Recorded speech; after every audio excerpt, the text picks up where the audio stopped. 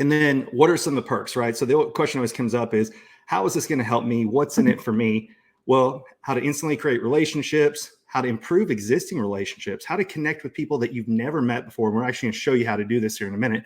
And then here's the things that I personally use it for. I get free upgrades in hotels, airlines, you name it, free food and drink. And only when I tell people what I'm doing, hence the name Subtle Skills, because I don't tell everybody, then it's exactly what you referenced before, which is people will start surrounding you and asking you to analyze their faces. And the fun part, you've gotten to see this twice, is it's not just the people in front of me. They'll say, oh, no, you're just cold reading me. You're reading my face and my nods and body language.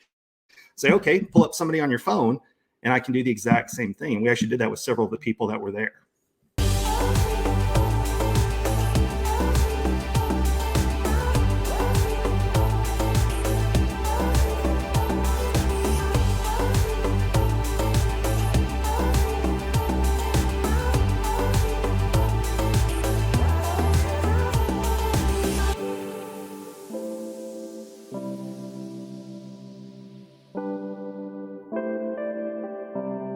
Hey, what's up, everybody? Welcome to a brand new episode of the None of Your Business podcast. Sean and Lacey here with you, just as we are each and every week.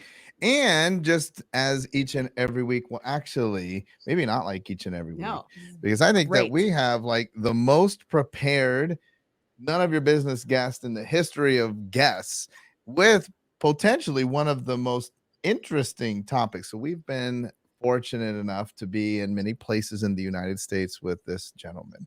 And everywhere he goes, he gathers a crowd. Doesn't take very long because he just starts talking. People are fascinated by him. And then all of a sudden, everybody's gathering around. Now, if you're listening through any of the podcast platforms, you're going to miss out on that section of the video. So you jump over onto YouTube or all the places where we put the video of the podcast. This is one that you're going to want to see, because as the most prepared guest in podcast history, there's like even visual aids here. And there has to be visual aids. Once you hear what he's going to talk about, you'll understand why the visual aids are necessary. And then you're going to pause this podcast and get it on video. I guarantee it. What I love about this, before we let him jump in here, is that there's so many applications for this. In fact, his website is Subtle Skills, subtleskills.com. And because it is, when you learn what our guest is going to speak about, facial analysis and the information that it provides to you, and what you can use that information for, always for the good, always using it for the good to help more people.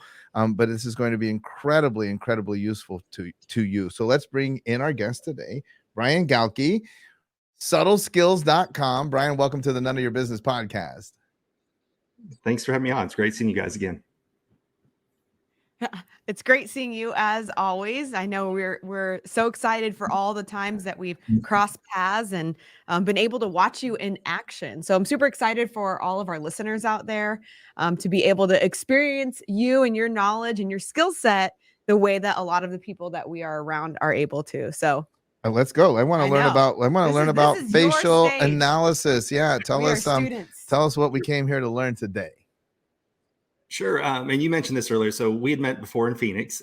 And one of the things was, it was very difficult at times to just talk about this and just point at myself a lot. So that's why I like to show the visuals, because there are some visual learners, right? So this is the advantage people get today. But what we're going to teach everybody about is the unfair advantage that you don't even know that you know about. And what is that? And that is, our entire life, we've been trained on how to understand other people based on their facial features. And people say, no, I've never received any training on anything like that. I'm like, but you have, because it's part of our everyday language. So if you say things like it's written all over their face, take one on the chin, keep a stiff upper lip, these are all things that are part of our everyday language, right? And we say them, but we never really understood, why do we say them? And the reason because of that is because authors and artists used to go and take classes on something known as physiognomy. And when physiognomy is, it's basically where you studied how the mind creates movement, and movement creates muscles, and it would alter people's faces over time. So if you really think about the way that authors used to describe people in their book, it was the way what their actions were and their facial features. So they'd say, here comes John with his downturned nose, and they'd describe an evil action that they did. Because if they walked in and say, here's a hero, here's the villain, then that'd be the end of the book. They'd all be like 10 pages long. So authors and artists, before photographs were part of books, would go out and take this actual certification and understand how to draw people or how to describe their characters in a book. It goes all the way back to the Greeks with Aristotle. So it's part of our everyday language because it's been taught to us the entire time. And then what are some of the perks, right? So the question always comes up is, how is this going to help me? What's in it for me? Well, how to instantly create relationships, how to improve existing relationships, how to connect with people that you've never met before. We're actually going to show you how to do this here in a minute. And then here's the things that I personally use it for. I get free upgrades in hotels, airlines, you name it, free food and drink. And only when I tell people what I'm doing, hence the name Subtle Skills, because I don't tell everybody, then it's exactly what you referenced before, which is people will start surrounding you and asking you to analyze their faces. And the fun part, you've got to see this twice, is it's not just the people in front of me. They'll say, oh, no, you're just cold reading me. You're reading my face and my nods and body language. Say, okay, pull up somebody on your phone and I can do the exact same thing. We actually did that with several of the people that were there. So it's just amazing. Now, the question that people ask all the time is, well, isn't it all genetics? Well, it's part genetics, which is what did we inherit? What are we born with? But then it becomes epigenetics. And epigenetics is what we experience in life. Again, the mind creates movement, movement creates muscle. So you can take actual identical twins who had the same upbringing, the same genetic code, but they had different life experiences. And our parents always told us when we were kids, don't make that face or stick that way. Well, it's kind of true. So when you see this, you can take identical twins, and because they had different romantic interests and activities, educationally, they may have been great at sports, the other one wasn't, you'll see subtle changes in their face. And normally if I'm at a live event, this is where I'd pull somebody up to the front. I did that to the events that you guys had. But if we're going to start with anybody else, I figure might as well start with me. So these are pictures of me at 18 versus 38. And what you can see here is all the differences in my face. So if you look at my eyebrows, no, I didn't get my eyebrows done, but my eyebrows used to both be straight. And now on my right-hand side, it's actually angled. And if you look, my eyes used to angle down as well. That's because I was raised in kind of a negative household, not bad, but we could always tell you what problem was going to happen, right? So it wasn't really a house full of optimists, but we were always looking out what could potentially go wrong. And so your eyes angle down. Over time, as I got into self-development and learning things, my eyes actually used to angle, or my eyes angled back up. So you'll see that. And then you can kind of see how the ears are a little bit different there as well. And everybody's thinking, this is kind of crazy, but trust me, this has like a 95% success rate. It's absolutely insane. What are the challenges that this can really help with this day and age? And that is, some people are still scared to meet us in face-to-face. And a lot of people prefer Zoom, versus coming in. And some people still feel more comfortable wearing a mask than they don't. So when you're going to meet people, where we used to come in and you spent time in somebody's office and you read their body language and you could see their facial expressions. Well, now sarcasm has been taken to a whole new level because most sarcasm is followed with a smile. Well, now when you do sarcasm, if you're wearing a mask, nobody can tell if you're smiling or not. So this is all the more reason why there's never been a better time than now to learn to analyze people's faces. So what does it do? It basically takes, when you walk into a room, if you don't know anybody there, it's how to just look and understand a few things in their face to figure out who that person is instead of them just being a big question mark for you. My favorite thing about this is something you can do proactively. So this is a skill that really took me from being on the help desk to being a regional vice president of sales, because I learned to focus on other people. Now, here's the cool part about it. I used to be part of a presentation team for any client over $1 million I was flown around the US. Well, in the hotel room, I could practice my PowerPoint, my computer, my product, you name it. But people were always the unknown until I learned how to analyze faces. And the cool thing about it is now I can go into LinkedIn and I can find a picture of somebody and I can actually study their face ahead of time. And I figure out, how should I change my message from what I want to say to how would they best understand it? So if you ever think about the book, The 5 Love Languages, that's what the entire book is about how, not just what do I want to say, but how's it best received by the other person. And there's actually some things that we can talk about from the 5 love languages. Like there's a dead giveaway I'll give you in a little bit if you see a little line right here.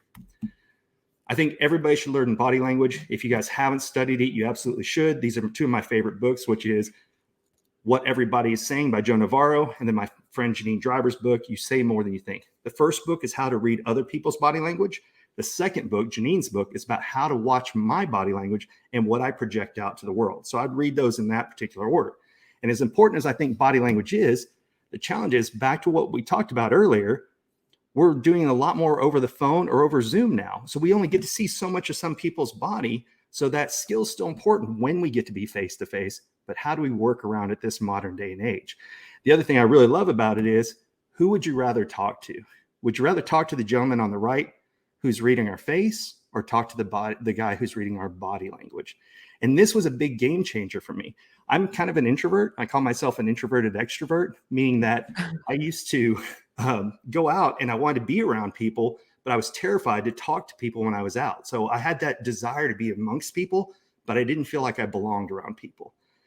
And once I learned that by focusing on somebody else, I got out of the prison of my own mind and into the present moment. And that was the absolute game changer for me. And that's the number one reason that you should just study even just the eyebrows. I'm going to teach here in a second, is you get out of your head.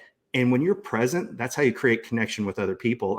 For anybody who's going to see Brian come up, he talked in Phoenix about people, once they have physical safety and emotional safety, they want to feel seen and heard, and they want to feel connected. And that's exactly what you're doing when you're taking the time to analyze somebody's face, because you're making it about them. In this day and age where people look at their smartphones and their smartwatches, when you actually give people just a few seconds of your time, it is a game changer. Brian, I have a question. I'm just listening to you talk about how things have changed so drastically in the world. And now people were wearing masks for so long. There's still younger children that are wearing masks. Is this going to change the way that you read people because their face may develop differently? Because maybe somebody's not as smiling as much, or like you said, with sarcasm, we're not getting that smile afterwards because they don't actually need to do it. Right. To show the other person, right? Yes.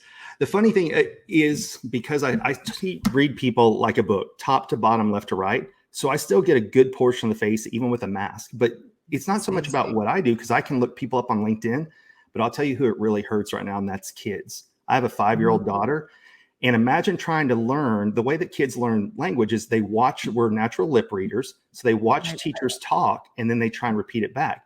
Well, if all your teachers are doing this, it's actually stunting the growth of kids from a linguistic standpoint, because they can't mimic the lips of their teachers. Very interesting. And kids, I would imagine too, as they're learning and developing, they actually probably read body language very well. And then somewhere along the line, we must unlearn this or not pay enough attention to it. Something's got to happen during that process, right? Oh, 100%. So basically, what do we do if we have the worst of criminals? We put them in isolation so they're not around other people, right? And what they learn is they learn antisocial behavior. Well, that's kind of what isolation has done with people. I'm sure we all have friends there's some people I know who didn't leave their house for almost a year. And if they have young kids, they didn't get exposure to a variety of other people. And so that does stunt that growth. And you're absolutely right. We're born inherently, we know there's several things. Fight or flight or freeze wasn't taught to us. It's part of what's ingrained into us, right? So kids are very good at reading body language because they had to survive. And are you guys familiar with Ed Milet? Yep. At all? Okay, so Ed Milet does an entire talk about how he had an abusive father when he would drink. And because he had to learn to gauge his mannerisms of his father on a regular basis is why he says he's so good with people today. So what's actually interesting is, the harder some people have it growing up, the better the tune they are to paying attention to what's going on with people emotionally, and do they need to retreat or not. So you're absolutely correct. The more people that they're around, we are natural body language people, because we know, if you've ever been driving down the road, right? And all of a sudden you just have that desire to look over and somebody's staring at you. We don't know why. We're paying attention to those things all the time, right? So yes, absolutely. Yeah. Does that make sense? That's fascinating. Okay, keep going.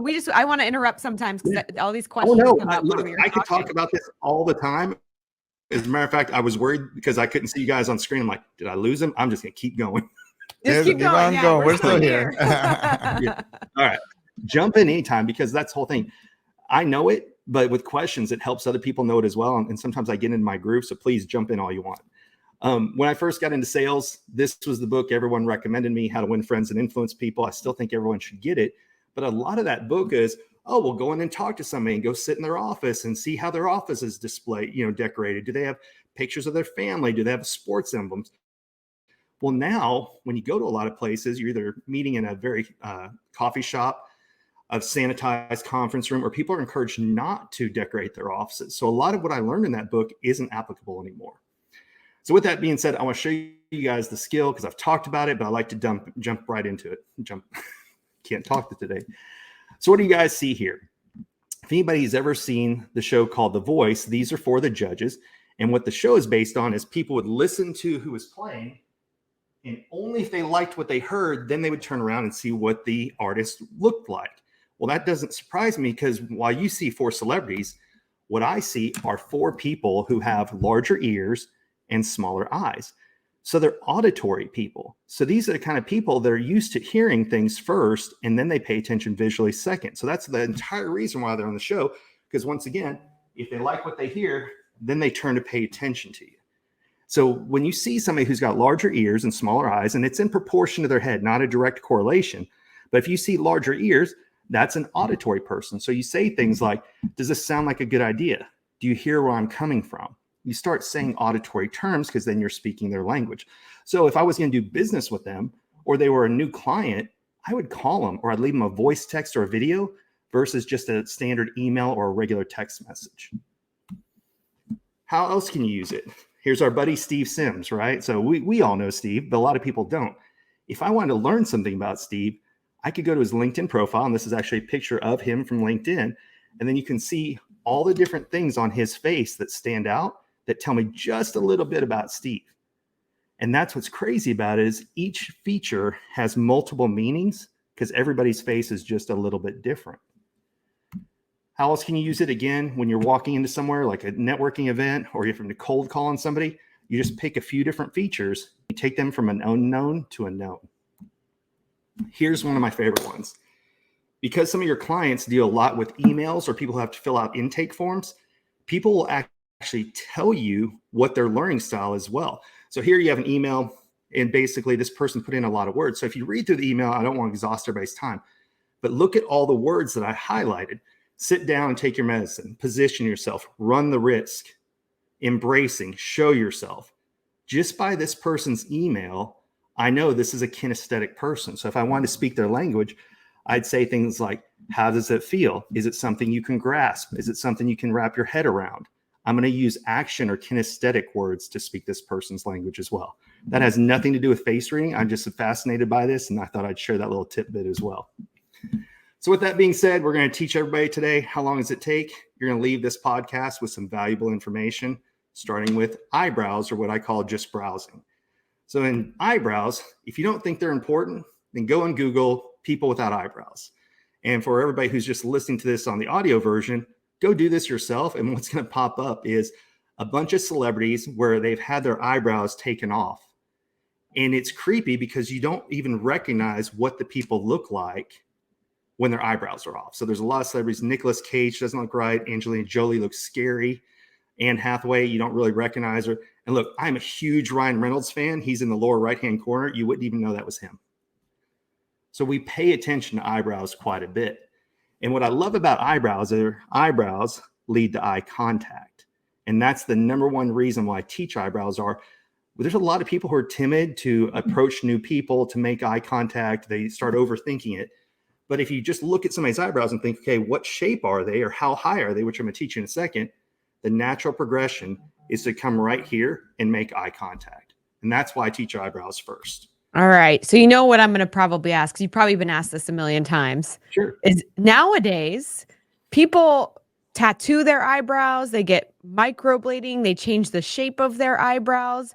Yes. Like how do you see through all of the changes and the fillers and the Botox and all of these things? Because now that face is not what it would be if we had the natural lines, right? Agreed. So I love this one, and I have a perfect story for it. I just mentioned my daughter just turned 5. Right. And one of the things that we had at her birthday party was a face painting person. And what they did is they went and selected what face do they want, and they became that character, right? So my daughter became a tiger, and all of a sudden she'd run around and go, rah, everywhere she went. Makeup is no different. Trimming your eyebrows are no different. So if you're actually altering it, you're creating what persona do I want to present to the world? So people who actually shave off their eyebrows, 70% of the time, they're going to draw an angled eyebrow because that's help me understand it. I want to be involved in the process versus very few shave them off and put a rounded one. I'll explain that here in a second. So if you go and get your eyebrows threaded or tattooed on, they usually enhance what's already there. However, when people alter it, it's projecting what do they want the world to see when they see them. And you asked about fillers. So I'll tell you, do you know what the number one plastic surgery is right now? Cheek injections. No, lip injections. And nobody knew why, but I can tell you why. This is your upper lip is your personal lip. This is your professional lip. Well, when we look at people and we say the phrase like keep a stiff upper lip, that means don't share any emotions, right? So it go the inverse of that. The larger the lip, the more you want to talk. So it makes people feel more approachable. That's why it started with duck lips in photos. Don't ask me why on that one. But that's why people started to do their lips, is because women especially have been doing beauty secrets for generations, right? Women used to put belladonna in their eyes to make their pupils larger. It's never stopped. It's just once they figure out something else about a face that stands out. So lips is the easiest one to do because you can be in and out of a doctor's office. But that's why we do it. So again, if you hear the phrase, keep a stiff upper lip, you'll see that in a lot of communist countries where people weren't supposed to talk about anything personal. And so when I go over to, I was in Romania, Bulgaria, you name it, a lot of flatter upper lips. And that's where that phrase comes from. So when you see somebody who has a very thin upper lip, I know they're not going to want to talk about themselves until they feel comfortable. So I'll talk about everything external first, their job, their friends, you name it. And once they tell me something about themselves, then I know they've given me permission to ask questions. Wow. Crazy, huh? Pretty good. I'm just staring at Sean's lips right now, trying to understand everything about him. As everybody probably listening is looking at the person around him. The very first person you stand in front of is a mirror. Because when I first learned this, so you guys saw these little cards that I have, the first thing I did was sit in front of a mirror and cover up each side of my face, and we'll explain why, because there's a personal side and a professional side. But when you first learn to analyze faces, which by the way, it is face reading, I just don't call it that right off the bat, because then people go, ooh, can you read palms too? And I'm like, no. So, yes, that's 100% why I call it facial analysis. That actually comes from Glenn Morshower. We were on Clubhouse. He's like, so you analyze the faces. I'm like, I'm stealing that. Yes. But back to eyebrows. Eyebrows are important because if we're lucky enough to be born with sight, that's how we learn to take in the world from the beginning, because we don't understand sounds. We don't understand language. So babies are born with two things, and that is a fear of heights and a fear of loud noises. But eyes are how they take in the entire world. That's why when kids are scared, they just cover up their eye because they think they're blocking out the entire world. So eyebrows actually tell us, how do people process information and how do they take it in? So when you're talking to somebody, you can think of eyebrows like speed bumps in a road. If there's a speed bump in the middle of the road, so a high eyebrow, that's like data racing down the forehead. It's got to slow down, go over the high eyebrow, and then get to the eye. The lower the eyebrow is, the faster data can race down your forehead and get into your eye. What's funny is I Googled this 2 weeks ago. If you Google highbrow humor and lowbrow humor, highbrow humor is when somebody tells you a joke and you have to think about it for a second and then you laugh. Lowbrow humor is like Jackass, where you laugh immediately when you see it. So it's interesting because when you see that on a person, when you see a higher eyebrow, like one in the middle of the road where data races down, has to slow down, go over the speed bump and try to get fast again, those are people who need more time before they take action. So you imagine data coming down, slows down, takes just a second and comes in. So if you force somebody who has a higher eyebrow to make a quick decision, then this is going to be somebody you made a sale, but you'll never have a client, because they feel like you pushed them into something that they didn't want to do. And chances are they're going to have buyer's remorse. In places like the state of Texas, buyers have 72 hours to return anything that they purchased. So I could force her and get that one call closed, right? And feel good and think I'm going to get that commission. I got a sale maybe, but I definitely don't have a relationship. In this day and age, with the way that people can review us and talk about our products and everything, you want to build relationships. And with that will come sales. But if you basically throw everything else away to make a sale, you won't get very far in life. Next one down, low eyebrow. So imagine, once again, data racing down the forehead. It goes almost straight into the eye. Those are people who make fast decisions, quick, fast decisions. And when they have that, because they got there so fast, they get excited and they want to help somebody else get there as well. And so they have a tendency to interrupt, not to be rude, but because they want to help you get to where they got that fast. And this is where grace comes with learning to read faces. I used to be one of those who got really upset when somebody interrupted me if I was talking, until I realized I'd just look at their face and go, okay, this is somebody who gets the concept and they're excited. And so now that judgment is gone. It's not about me or them interrupting me. It has nothing to do with me. I just said me a lot, but that's just how they think. So by learning to focus on them and giving grace, it doesn't bother me anymore. Make sense so far? Yep. Yes. Sean makes very quick decisions and Yes. interrupts because he's excited. That's No, I'm doing a great job today. I'm not interrupting. You're not interrupting. That's good. But I do get it. Once you learn to analyze somebody's faces, it really comes with grace. Like I said, I'll talk here in a minute about eyelids, upper eyelids, and what used to drive me nuts about people. I'm like, oh, now I just know that's how they're basically genetically almost built. Wow. So I'll show pictures while we're going through some of this to explain. So if you take a look at the patient who's on the left-hand side, the right-hand side, look, she's got high eyebrows. So when you're explaining something to her, she's the first one in the office, or the first one you're talking to, you've got to give her some time. And a lot of times I know we're on a short time frame in the medical industry, but these are people who need time to make a decision versus, gosh, and I'm gonna have to send this to you guys. One of the things that when you were here in Dallas, you talked about the different types of personalities. I actually drew out what their facial feature was at the exact same time. So I'll send that back to you guys in the notes later. Oh, that would be great. But yes, yeah, I was really impressed with all the things you guys covered. So if anybody hasn't been to one of your live events, they absolutely need to go. But yes, she's got a higher eyebrow. So I know it's going to take more time for her to make a decision that she's going to feel comfortable with. So I wouldn't immediately start locking down all the times of, all right, let's book in your next few weeks and months and everything else. This applies to all kinds of business. So if you look at all the people on the screen here, high eyebrows. The next one is low eyebrows. So if I was talking to this group or presenting to them, I know who I'd have to start talking to and looking at first for them to feel comfortable. And I know I could come back to the guy in the middle because his eyebrows are so close to his eyes, he's going to get it anyway. So if I had to do a divide and conquer and talk to the people in the room about my product or my services, I would focus on everybody first, and I'd come back to the guy in the gray for that very reason. This is a perfect example of where a lot of people make a mistake. And that is, people think the more time spent with a C-level executive, they've done a better job. And that's not true. Because here I just grabbed a random, well, actually I've done work for this company before. I go to, if I'm meeting with a C-level suite or an executive or somebody I don't know, what's the first thing I do? If I get there and I don't know who for sure I'm going to meet with, I go to their About Us on their webpage and figure out who might I be meeting with. Or I'll get there early and say, hey, I'm here for this meeting. I know I'm possibly meeting with a few different people. Can I get a business card for who I'm going to be talking with? And then I have time to go and research their face at the exact same time. But look at every single one of these C-level officers. All their eyebrows are close to their eyes. So they understand concepts very fast. So the longer I talk, the more I lose them. And once you learn to analyze faces like that, you know, oh, maybe I had a 45-minute presentation. Maybe it should be a 4 to 5 minute presentation. And I'll explain more about the 3 eyebrow shapes in here in 1 second.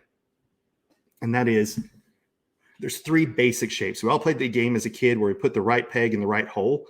Well, with the 3 basic shapes of eyebrows, and I could talk about eyebrows for 2 hours, it's straight, get straight to the point.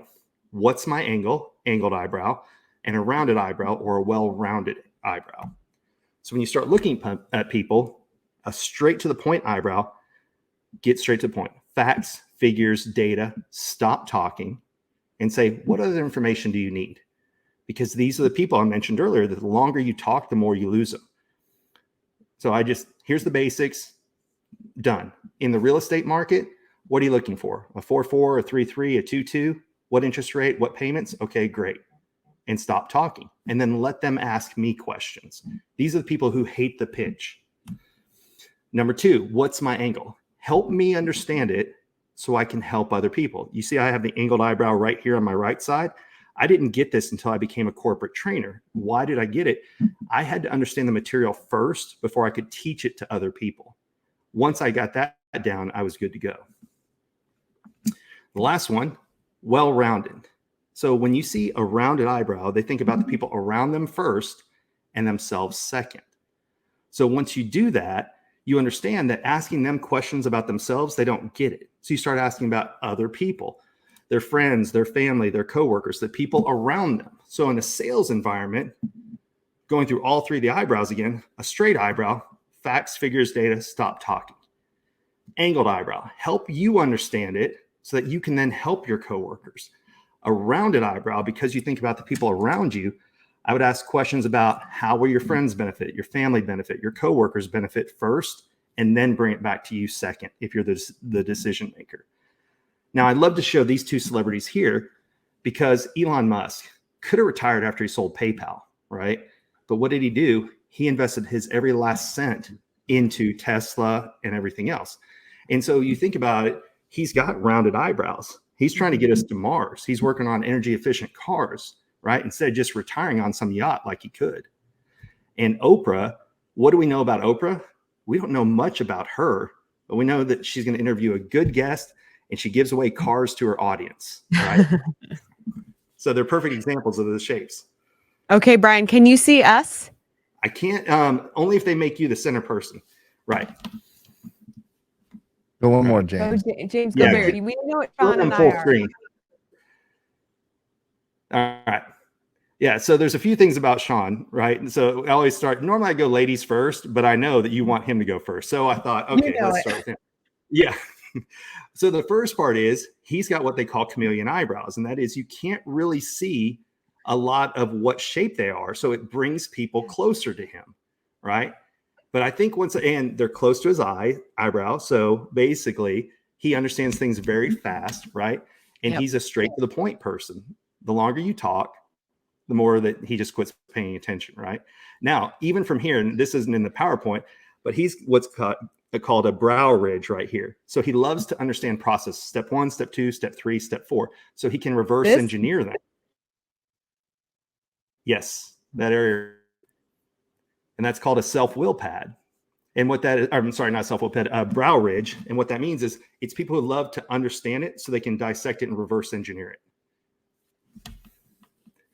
Doesn't have a big upper lip, right? A little bit flatter. So like we talked about that earlier. Doesn't like talking about himself a lot, which surprises me because in your book, you do talk a lot about yourself and where you came from. But I know that's a necessary evil.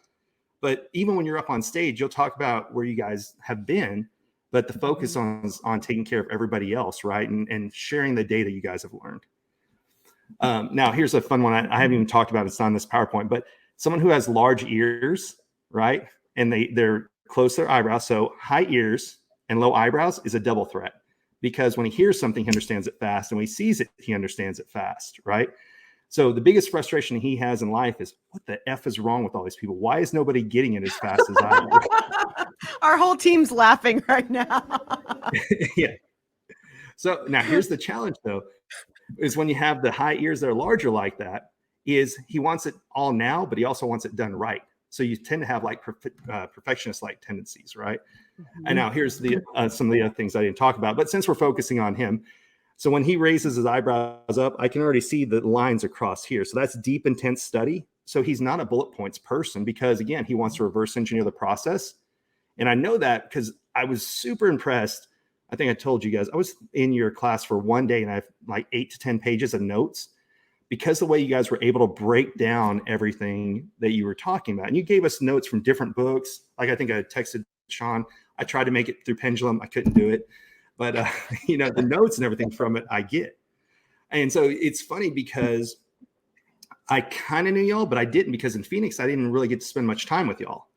Right. Mm-hmm. But then in Dallas, I got to watch you guys work and it was absolutely amazing. You want to jump over to Lacey now? All right. So hers now, and this is the interesting point I didn't get to bring up earlier, is we're all a little bit two-faced. And what I mean by that is we have two sides of our face that are controlled by our brain. So if I were to ask, hey, are you married? It's a personal question. So the left-hand side of our face is our personal side, and then the right-hand side is our professional side. And so you can actually have completely different faces because you can be a different person and handle things differently at home than you do at work, right? And so when I'm just looking, like I can see where your wedding ring is, so I know which one is your personal side, right? And then the other one's the professional side. And so yours, like on your personal side, it rounds off a little bit more, but on your professional side, it angles just a little bit. So on the personal side, I'm making sure everybody's taken care of, right? And then on the professional side, what's my angle? Help me understand it so I can help other people, right? And I'll pick different features on you guys. Now, what you have in common, but I point on you, is a strong jaw is once you make up your mind, it's hell to get you to change your mind, right? Because you don't waver back and forth. You don't waffle. And so once you make up your mind, he's got to come at you with facts, figures, data, all these reasons, not just a, hey, you need to change your mind type thing. Hey, Brian, that makes for a really fun relationship. Oh, yeah. Well, Two strong people. Oh, yes, you definitely are. Now, what's funny is, speaking of relationship, you both have high and wide cheeks. Now, yours are wider, but high and wide cheeks, if you think of like cheeks are like gas gauges. The farther they are from the nose, the longer people can keep going and going. And you guys both have pretty wide cheeks, which is a lot of energy, which I saw you guys up on there the entire day working. And, you know, you had events at night and everything else. And you both kept going. You can tell the people who are just faking it because they're like, and they're kind of following up. But you guys were energized talking with people the entire time that you guys were there. So that's things that you guys do have in common. You have talk lines here. So I know for you, conversations are the way that you love to interact with other people, right? Sean's more of it. Let me dissect and understand people, which, by the way, have you guys picked up the book Amplify Your Influence yet by Renee Rodriguez? Pick up his book and invite him to be on your podcast. He was on with Brad Lee, and I've been talking with him. His book is great, especially I think you guys would love it. And it's even talking about how you present yourself. And it reminds me of reading through his book is you guys talked about in Dallas of how do you set up your office? And are you setting up your office for you and you have all your plaques up on the wall? Or are you setting up for what your customer sees when your customer comes in? That's right in alignment with his book. So you guys should have him on your podcast. Fantastic. Yeah. So that's what makes you guys that power couple, though, is because not everything has to be the same. And because you enjoy the conversations and he's dissecting people at the exact same time, that's how y'all get to know and interact with everybody in different ways. But it takes different ways to get different people in your group, right?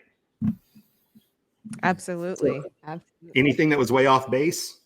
No. Nothing. I don't think anything was off base at all. Is it ever off base? It is. It is and it isn't. I will tell you right now, what happens is somebody gets so excited. They're like, oh, yeah. And they like it. And then I see somebody with a flatter upper lip and their friends go, oh, now read that person. And I know that person doesn't like the idea that somebody can read their face.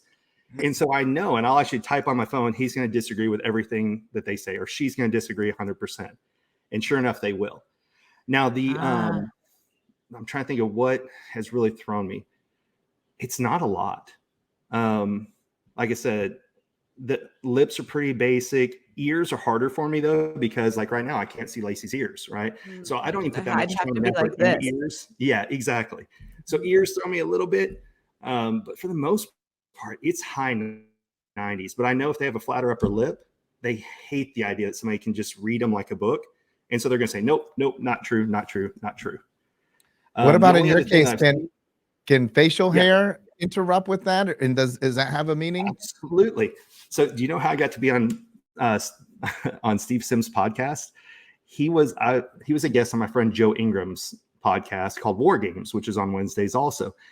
And we got done and I said, hey, Steve, if I can give you some advice, one thing I recommend is trim this part of your beard, your mustache, so that people can see your upper lip, because when people can't see it, they don't know how to interact with you. And of course, in Steve fashion, he goes, you think I care? And so, but that's what I tell people. If they have a beard, trim that part so we can see your upper lip. But speaking of beards, the movie 300, right? The whole thing is they had all these badass beards that they grew out because chins tell you how people handle adversity. And so that's why we say take one on the chin. So people who are like badasses and don't really care, kind of like Steve, they grow that part of their beard out and will extend it.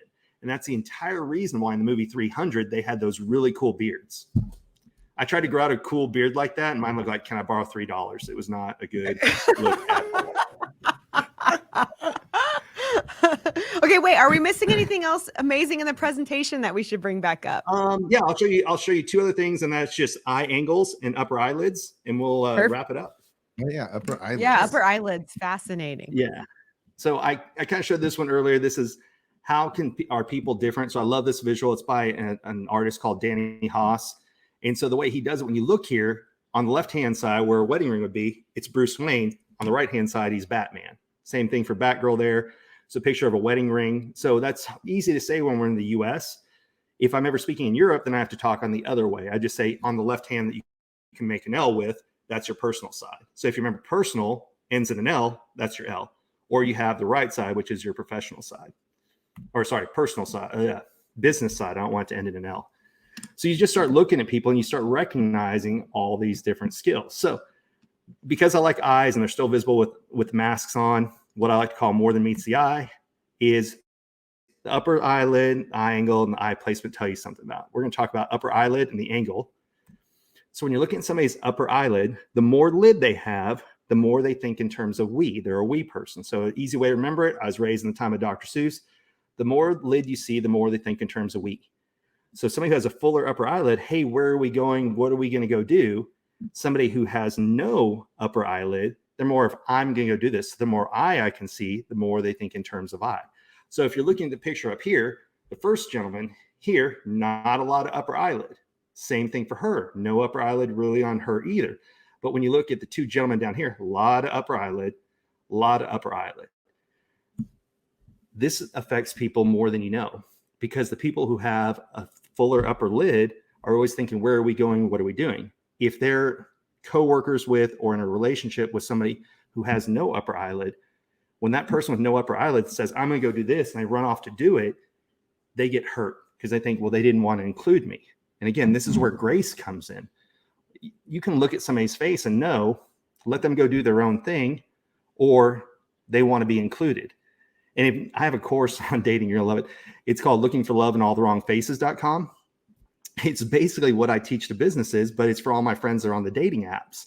And that's one of the things I cover is if you have a big, full upper eyelid and you're looking for people to date and all you're dating are people with thin upper eyelids, you're never going to be happy unless you have that conversation. And you're not going to walk up and go, hey, I've got a fuller eyelid, you've got a lower one. When you're dating, you just say, hey, look, I love doing things together. I'm just one of those people that I think, there's more power in two than there is running solo. But if they're going to date somebody who has no upper eyelid, then they have to give grace to that person and say, hey, look, I'd like to spend as much time as possible together, but I understand you need to do things on your own. Let's just plan, date nights on Saturdays, and Fridays you can run around with your friends or whatever, makes them happy. And that's how you can literally, just looking at somebody's eyelid, when you're talking to them, if I see that upper lid, the more lid you see, the more they think in terms of we. I start using inclusive language. Hey, where are we going? What's our next steps here? I just say we a lot, or us. And then if I don't see a lot of upper eyelid, I'll say, well, what you need to do from here is this, this, and this. Make sense? Fascinating. Wait, so is there, when you say upper eyelid, I have a question. Does that mean from the eyebrow to like the crease? Because some people have those pocket lids like I do, right? Is that what you're talking about? So more like here, can you see on this where I'm circling right here?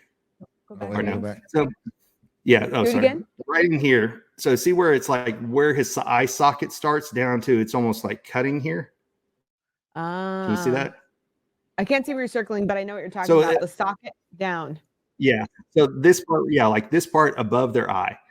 So it's not from the eyebrow itself. It's once your like eye socket comes in. So for example, normally you don't see a lot of my eyelid when I'm here, but if I pull it down, see how I can make, like you see more eyelid like this. So that would be more eyelid. But my normal is this, where you don't see an eyelid. Got it. That's no eyelid. Yep. Got it. Yeah. Sean and I both have no eyelids. Which is fine. That's why you guys can do things together and do things apart at the exact same time. So the difference of when you see somebody with not a lot of upper eyelid, if somebody joins, it's a bonus, not a requirement. If you see somebody with a lot of upper eyelid, you do something without them and they're like, well, nobody wants to do anything with me. So it's just the way people are wired. I was I was in a relationship with somebody who had a very full upper eyelid, and everything was great when we did things together. But if I did anything without, her able to pay, and it was because she thought I was doing something to not want to be around her versus I just need to do some stuff for me. Right. Makes sense. But you can use it social life, romantic life, coworkers, you name it. So eye angle. This one always throws people. But if you remember the picture of me that I showed at 18, I was raised in a household where we always can think about what could go wrong. Actually, you guys are perfect examples. In your book, you talk about the different way you guys were raised, right? What do you do with money? One saves just in case there's not enough. And then Sean, you were raised to like spend the money, you'll make more, right?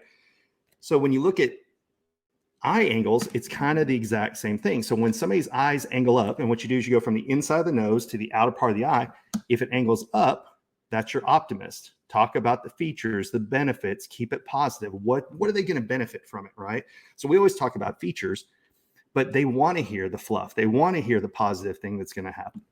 If somebody on the opposite, like the guy in the middle here, eyes angle down, these people anticipate problems. So I sell technology.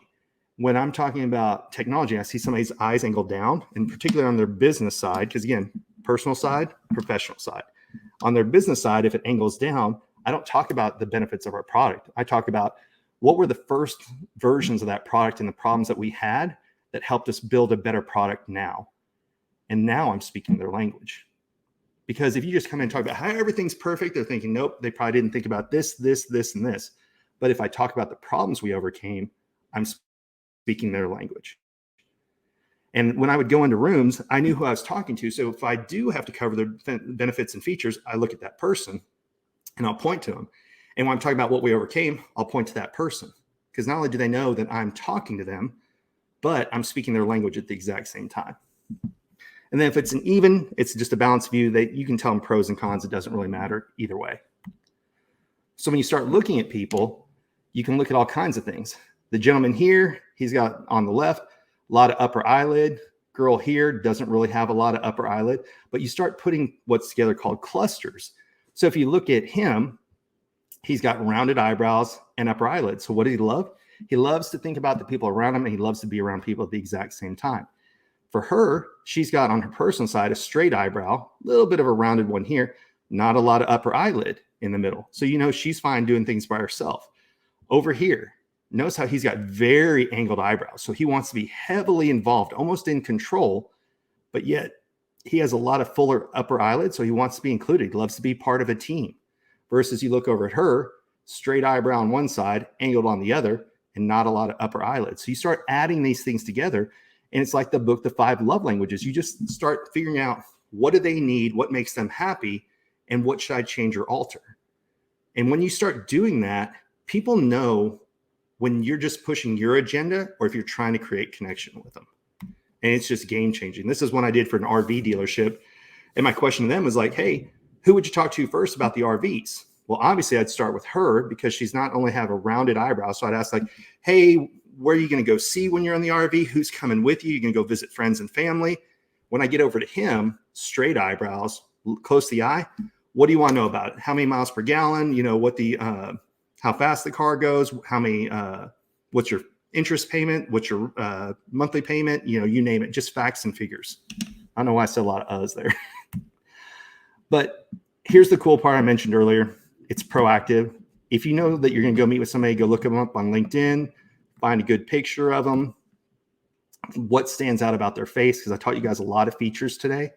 But the two things you can do is look at what's prominent, what would a characteristic overemphasize about their face, or what stands out to you about them.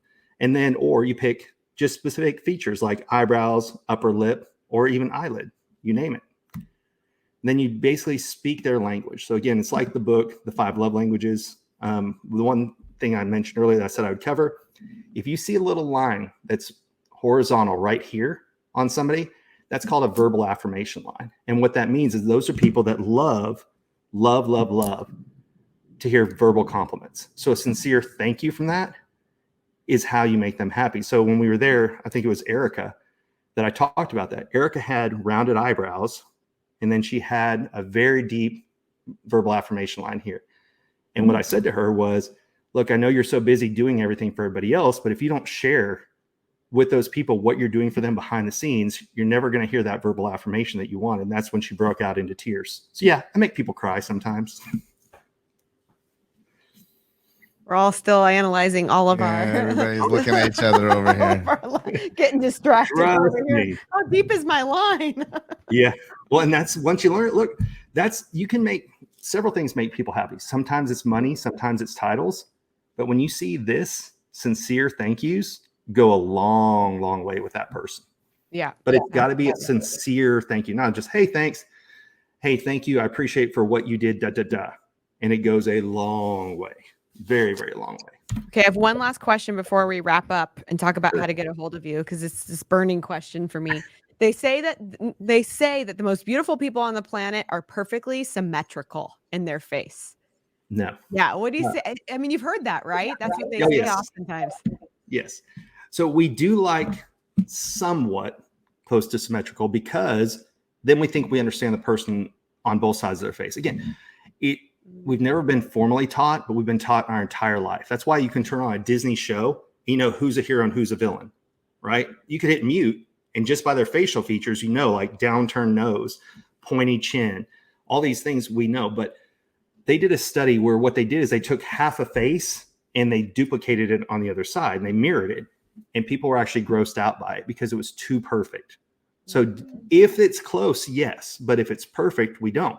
That's why, like, even when we look at robots, we kind of don't have that trust of it, even if you put a human face on it, because it's the exact same look on both sides. So if they would actually alter something, we'd feel more comfortable with it, because we expect, when we unofficially train, we still know, oh, look, there's something different on this side than this side. And we pay attention to things all the time, like, excuse me, what wrist is somebody's watch on? I mean, we're constantly searching faces for cues. And that's why you're right, it's cuter than if somebody's dramatically different. Like, let's go to the polar opposite. Look at a stroke victim, and we don't know what to do, right? Because all the muscles on that side of the face stopped working. And that just proves the point even more. There's 42 muscles in the face that alter over time. That's why when we go to funerals, we always recognize the person in the casket, because we always saw the tense muscles in their face. And when all 42 of those go smooth, we kind of like, I don't recognize the person laying there. So, wow. Yeah. Fascinating. Incredible stuff. Well, let's tell people how they can find you. First of all, Sure. we had no idea about looking for love in all the wrong faces.com. So make sure that you could check get this that course. out. How important would this be, especially for women, when they immediately go out and meet men to know if they feel safe or not, right? It's actually ahead of that. Look, people get on apps, and just like their resumes, they lie. So you can analyze somebody's face and figure out a little bit about the person, and like, is it a match or not? And it doesn't have to be like we talked about earlier. Let's say I have a fuller upper eyelid. I don't have to look for somebody with a fuller upper eyelid, but it lets me know ahead of time where that challenge will be, so I can address it earlier. So the main site, subtleskills.com. Yes. All kinds of cool stuff. You should be hiring Brian for to come in and work with your team. So, you know, he travels. We've seen him all over in a lot of different places. Follow him on social media. His links are there on the site. Or you can find him, and he travels all over the place. Small teams, big teams, teach you how to sell, teach you how to craft your offer better, teach you how to communicate better to your clients so that you understand all of these things are services that he offers. And then there's some fun services too, which of course, this is a ton of fun. You can send him pictures. Maybe you could find out why your wife is so crazy, that you think she's so crazy, and you're like, all right, now I get it. It's the eyebrows. So you can do all of those things. Subtleskills.com. Brian, we definitely have to do more work together for sure.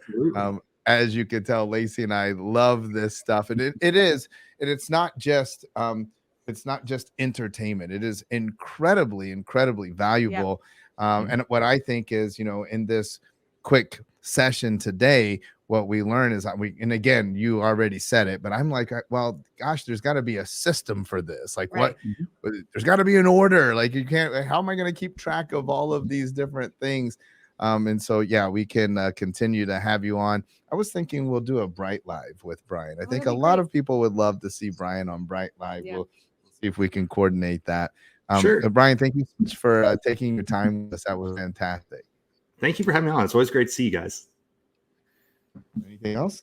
No. All right, so folks. good. That's it for today's episode of the None of Your Business podcast. Just as each and every week, we'll be back again next week with a fascinating guest, providing you with more information so that you can begin to reach even more people, make an even bigger impact, and create the lifestyle that you desire.